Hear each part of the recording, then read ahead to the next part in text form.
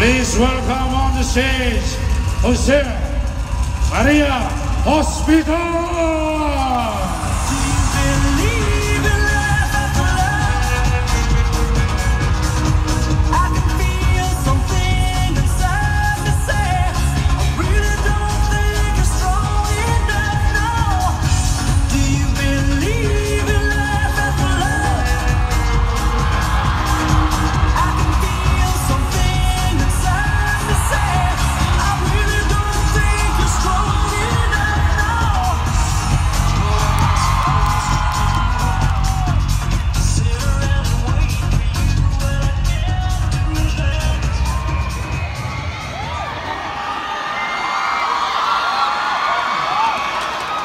A wise philosopher once said, tandang-tanda ko pa panahon ay tagtuyot. Talagang ito na ako kung saan ba ako susuot. Buti na lang ilaw galing pukpok ng pukpok kaysa mukmuk ng mukmuk sa pangarap sundok ng sundok.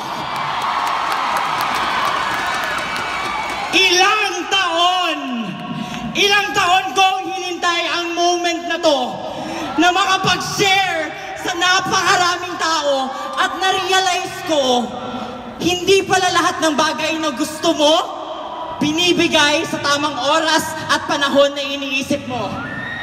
Bakit? Kasi mas maganda ang timing niya.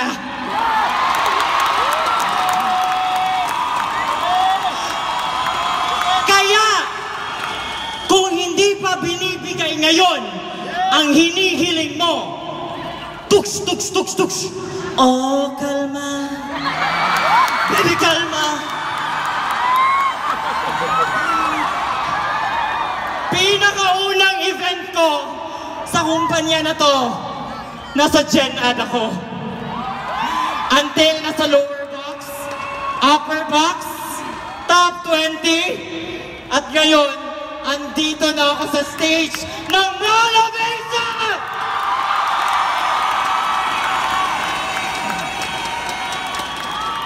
Kaya, hayaan niyo akong magsimula ng isang salita na grabe talaga yung meaning sa akin.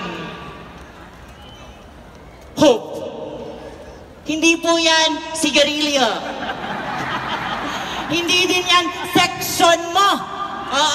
Nung elementary ka pa, or palayaw nila isa soberano. But yan ho ang pinaramdam sa akin ng kumpanya na to. Hope! Pag-asa! Sa mga hindi pa po nakakakilala sa akin, ba't di nyo ko kilala? Wala kang internet? What's up guys? I am Jomi Hospital, that's J-O-M-I-E. I am the original Bisay YouTuber, the queen of breaking records, and your pambansang monyeka. Galing ho ako sa lungsod ng Hingoog City. Isang probinsyana at anak ho ako ng isang OFW. Hindi ko alam ng lahat, ako ho ay isang mama's boy. Nakakahiya naman sa boy. Boy? Girl. Pero parang boy. Pero parang girl. Final answer, boy. Ang mama ko ho ay may 4 na anak. But when I was 6 years old, kailangan niya mang ibang bansa para matustusan kami, and she can provide for us and also to search for greener pastures. Kung alam ko lang na greener pastures pa lang hinahanap na niya, sana binigyan ko lang siya ng Bermuda grass. Diba? Pero it is because of that fact that my mom was an OFW that pinalaki ho ako bilang isang achiever. Bakit? Because hashtag, I wanna make my mama proud. And when I was in high school, I graduated 4th of my class. Ito ho yung pruweba na 4th ako. Sa makikita nyo ho sa picture, gandang hindi mo inakala. Pero sino ba yung katabi ko dyan? Yung nasa center ho, yan ho ang first love ko.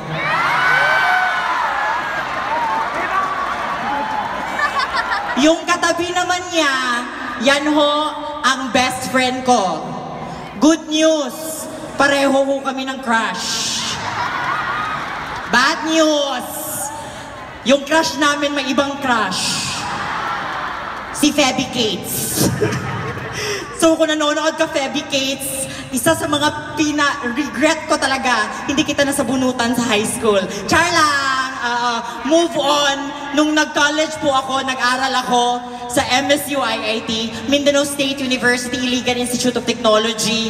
At kurso ko ho, Bachelor of Science in Super Science. Major in Watch Me Whip, Watch Me Nene. Char lang! I graduated Bachelor of Science in Business Administration, major in Business Economics, cum laude.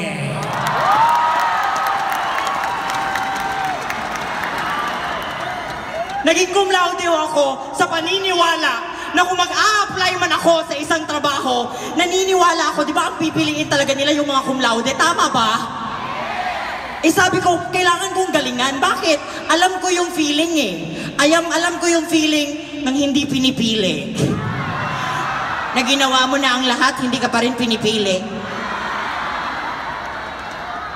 But during my OJT, I realized, ayoko magtrabaho. I don't want to be a corporate slave. At dahil doon, nag-decide ho ako na pumasok sa YouTube. Eto na! Dito ako kilala ng mga tao.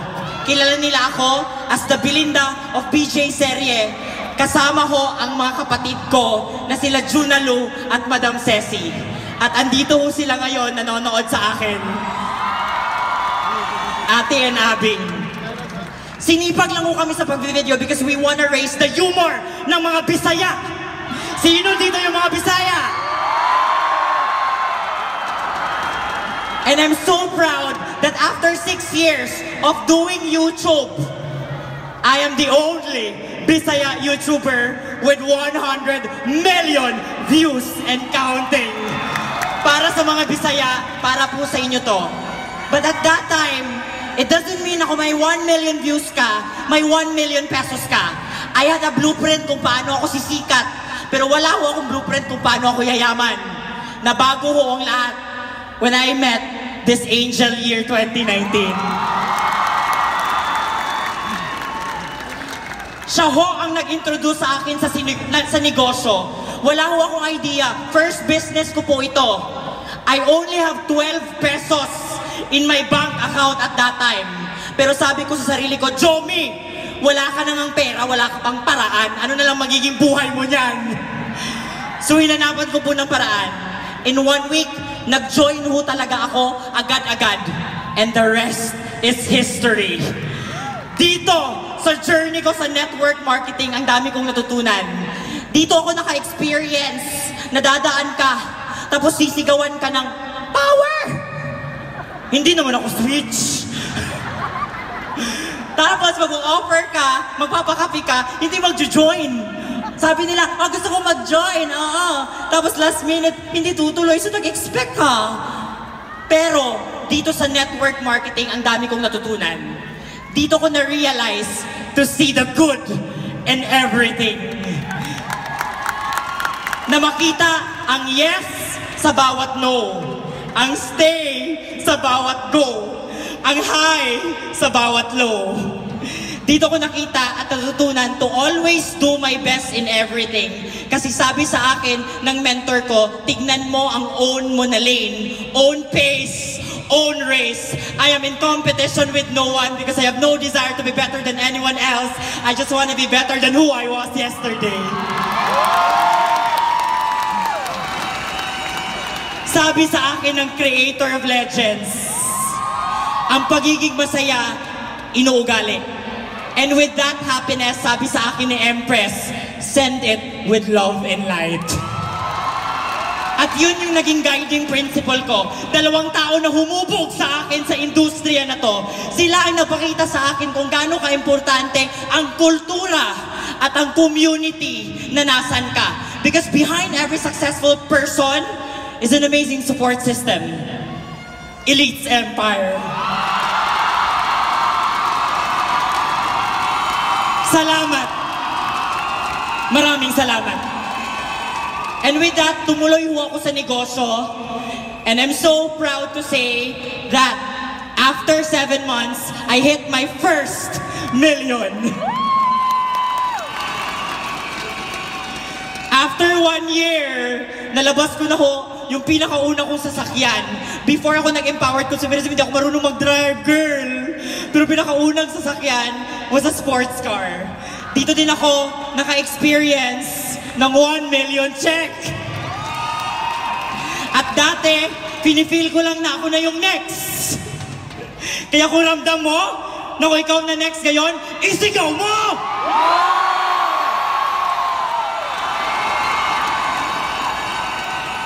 Dati nung bata ako, wala ho talaga akong laruan. But because of this company, I'm able to heal, grabe, my inner child. Because right now, I have a Funko collection worth 2 million pesos. And it is so important to me. Dito din ho ako naka-experience na mag-1 million sa isang buwan. Grabe, tumakabago yung kumpanya na to. And we rise by lifting others because as of the moment, we have a total na of 126 millionaires and counting! Kaya maraming salamat, Empowered Consumerism. Gusto kong tapusin ito with gratitude sa mga tao na nagtulong talaga sa akin. It takes a village to raise a queen. I want to first thank all of the top leaders na nauna sa akin, na nag-inspire talaga sa akin kung bakit ako andito. Maraming salamat, EFG. Kasi kayo yung nagturo sa akin paano maging leader.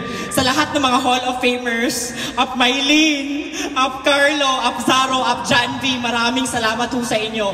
Up Albert Jasma, nung una ka na nag-share sa Metamorphosis, nakita ko na kaya ko din.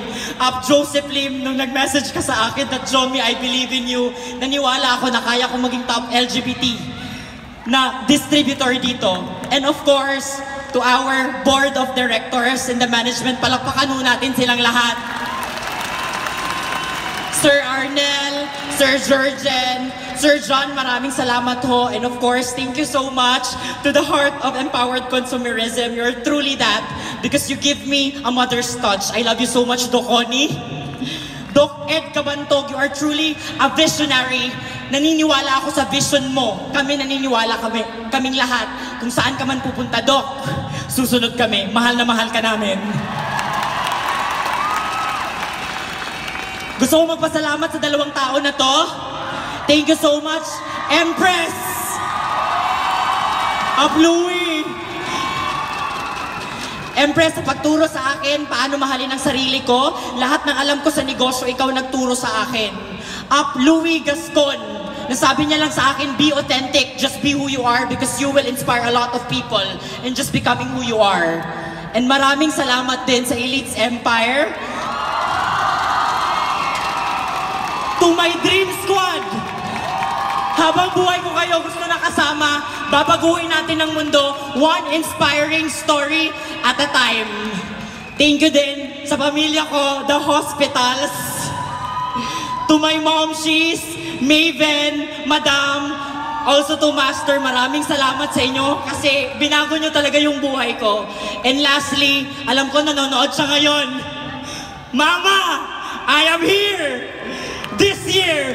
See you sa New York! And lastly, message ko sa lahat ng mga nanonood ngayon, I was once like you. Just do your best in every step of the way because it will be given to you at the right time. Hindi importante kung ano mang nangyari sa'yo. Bakit? Because your past is just a reference. It's not your residence. Because your residence is your address la inside. And your address is where you live. And where you live is you live happily ever after. So if it's not yet happy, it's not yet the end. And if you feel that your life is sinking, group yourselves into 4. Because at the end of the day, is the letter Y. And after you live, you die. And your relatives will cry. But before you say goodbye, do your best despite the agaray. Because the price is the lagay. Lagay na makamahay. Lagay na malamiay. Lagay ng iyong buhay. Buhay na hayay na sa kumpanya na to sa'yo maibibigay. Munang way mahayay, kung malambay. Kung sa English pa, sabay-sabay tayo. No regrets. To God be all the glory. Maraming salamat. Yes! Ladies and gentlemen.